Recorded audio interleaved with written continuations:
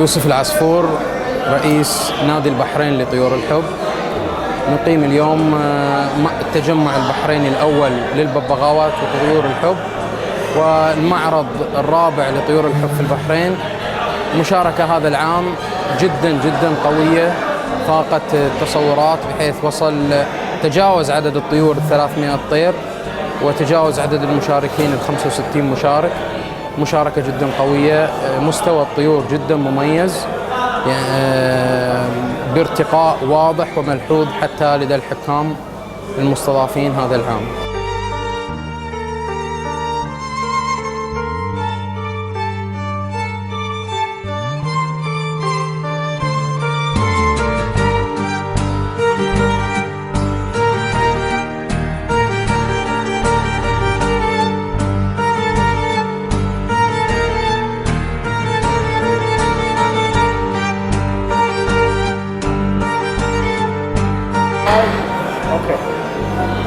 صالح بن شامس، إدارة ملتقى مربي طيور الحب بالإمارات.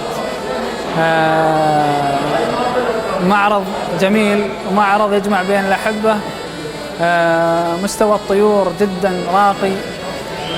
تطور الهواية اللي صاير في دول الخليج بشكل عام، في البحرين بشكل خاص، صاير تطور جميل. ويكفي أن المعرض من خلاصة إنتاج المربين نفسهم، إنتاج الهواة نفسهم. هذا بحد ذاته إنجاز كبير لنادي البحرين، لإدارة النادي والأفراد النادي. أتمنى لهم المزيد من التقدم والنجاح.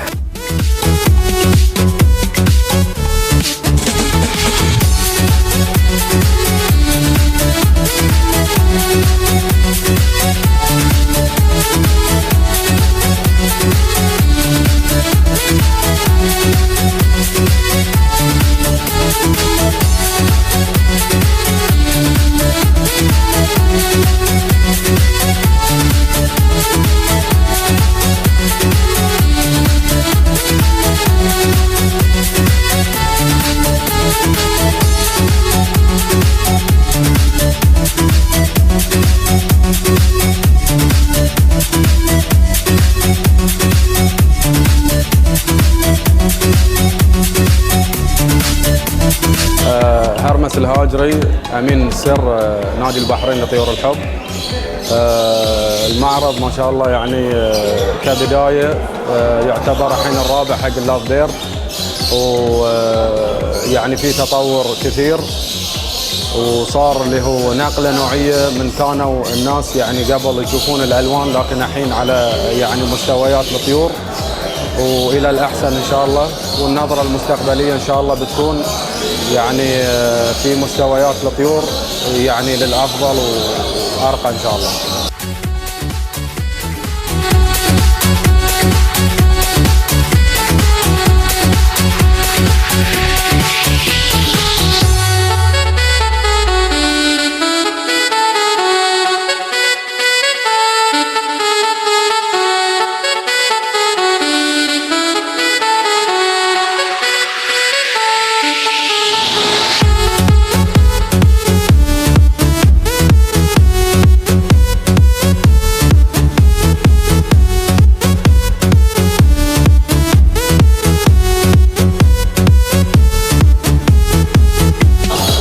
السلام عليكم ورحمة الله وبركاته. معكم الأخ علي عبد الرضا من السعودية، المسؤول الأول عن إقامة المعارض في السعودية لطيور اللوف بيرد. نحب نبارك ونهني إخواننا وأشقائنا في نادي البحرين لطيور الحب على إقامتهم رابع معرض، وبصراحة نشكرهم على هذا الجهد الجبار اللي أبهر الجميع، وبصراحة وغير مستغرب على ناس أحبت وأمتعت في هذه الهواية. وأهني إدارة وأهني أعضاء النادي والمشتركين والقائمين على هذا المعرض، وبصراحة من تقدم إلى تقدم إن شاء الله.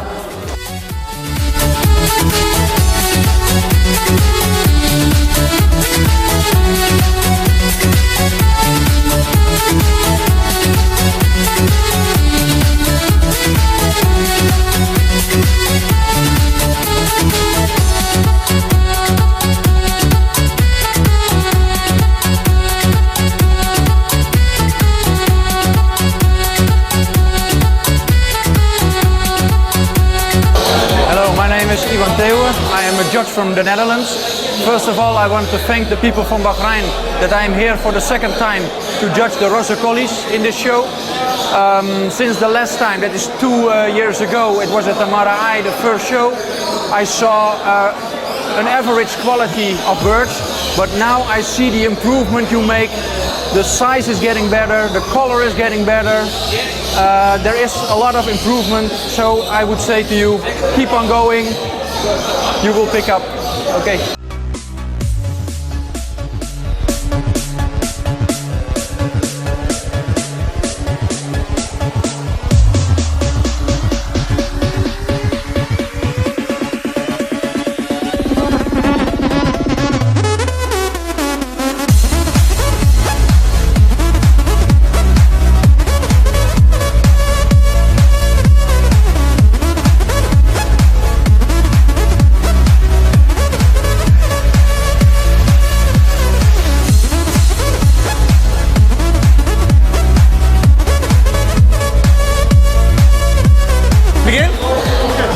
First things first, we want to thank the Bahrain Lovebird Association for the environment. The quality of birds, since the last time I came here, it was improved with more points. Better birds, quality of birds is improved. Hospitality of your country is very good. Country is nice to be. And if you can see, more people are coming, more birds on the show. What you are doing is very good. Please keep doing it.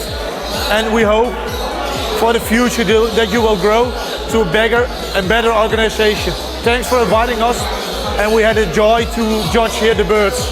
This is my interview. Thank you.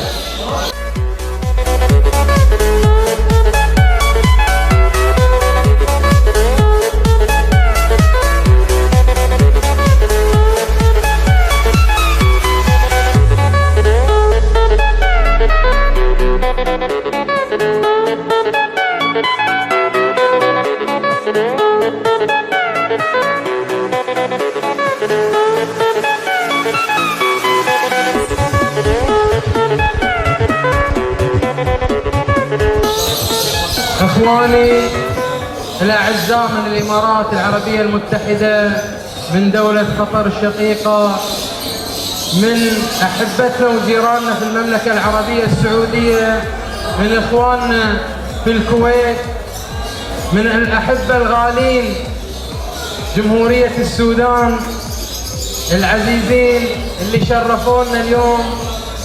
الله يحفظكم جميعا، وشرفتونا وآنستونا، والفرحة كلها بوجودكم اليوم ويانا. الفرحة كلها بوجودكم اليوم ويانا، هذه أكبر فرحة وهذا أكبر إنجاز.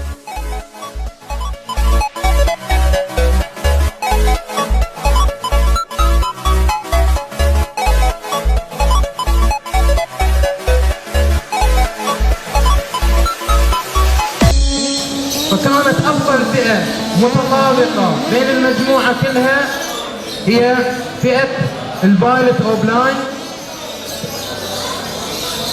فئة الفايلت أوبلاين حصلت على بطل أبطال فئة الستام، وهي إلى أخونا المربي العزيز ميثم الحيلة، يستاهل التحية ويستاهل التقدير.